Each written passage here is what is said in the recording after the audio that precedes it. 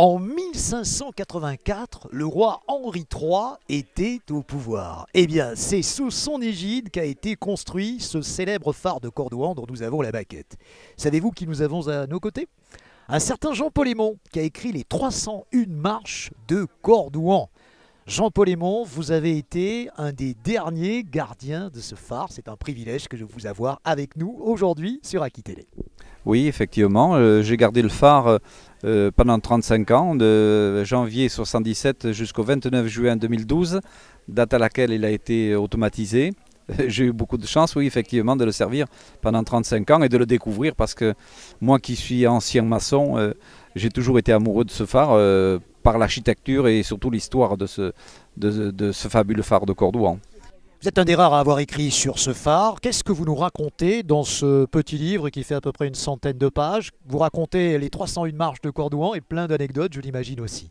Oui, il fait 202 pages, donc je raconte comment j'ai fait pour rentrer au phare de Cordouan, parce que je suis maçon de métier, un pur terrien et j'avais rien pour faire éventuellement un gardien de phare. C'est les circonstances, j'ai eu un accident de travail le 20 mai 76 et j'ai jamais pu reprendre dans le bâtiment. Un ancien gardien qui était au phare de Cordouan a fait construire sa maison juste en face de chez mes parents et m'a proposé d'aller y faire un remplacement. Et d'un remplacement, j'y suis resté pendant 35 ans. Voilà. Les Girondins de Bordeaux engagent des gardiens. Est-ce que vous êtes partant? Non, maintenant ma femme va être à la retraite à la fin de l'année, donc je voudrais quand même un petit peu m'occuper d'elle, puisque bon, on a été séparés quand même pendant de nombreuses années. Voilà, alors je voudrais profiter de ma femme et puis de mes petits-enfants, de mes enfants et de mes petits-enfants. Alors pour finir l'histoire, donc j'ai commencé, ça retrace ma rentrée au phare de Cordouan, les 35 ans passés au phare de Cordouan et surtout le devenir du phare, parce qu'à l'époque c'était un peu confus.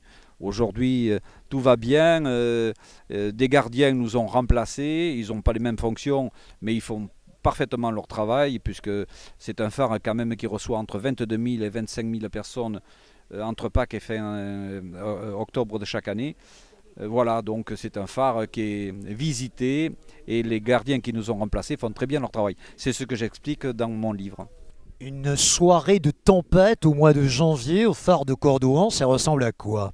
Alors, tous les ans, comme dans tous les phares en mer, il y a des tempêtes.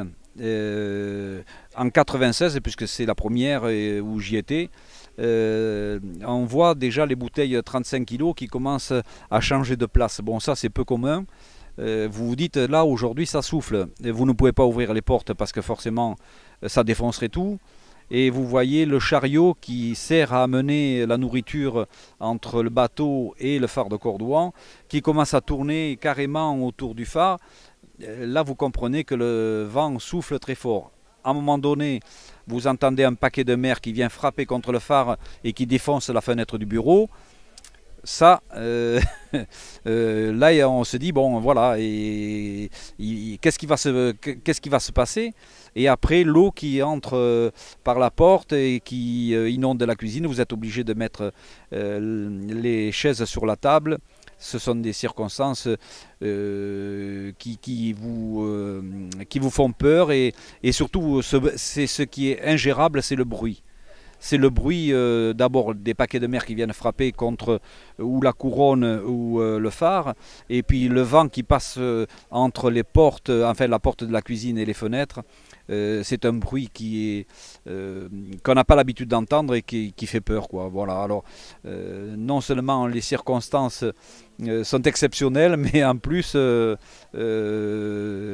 vous dites où ça va s'arrêter. Et quand ça s'arrête, vous êtes content. Et ça s'appelle Les 301 marches de Cordouan, ma vie de gardien de phare, avec Jean-Paul Aymon. Vous allez vous délecter de ce bouquin qu'on peut trouver dans toutes les librairies sur Internet. Oui, bien sûr, oui, on le trouve dans toutes les librairies et puis sur Internet notamment. Le nom m'échappe maintenant, mais... On cherchera votre Oui, nom oui, enfin, en voilà, tapant, en tapant votre nom sur Google, certainement qu'on va trouver la façon dont on peut acheter ce livre. Et on vous le conseille tout spécialement. Je vous rappelle que bien sûr, nous étions ce matin en direct d'un lieu où il y a une grande fête animalière, mais où il y a également un petit salon d'auteur auquel nous sommes ravis de participer. Jean-Paul Aymon, voilà une des lectures de l'été des 301 marches de Cordouan. À très bientôt sur Aki Télé.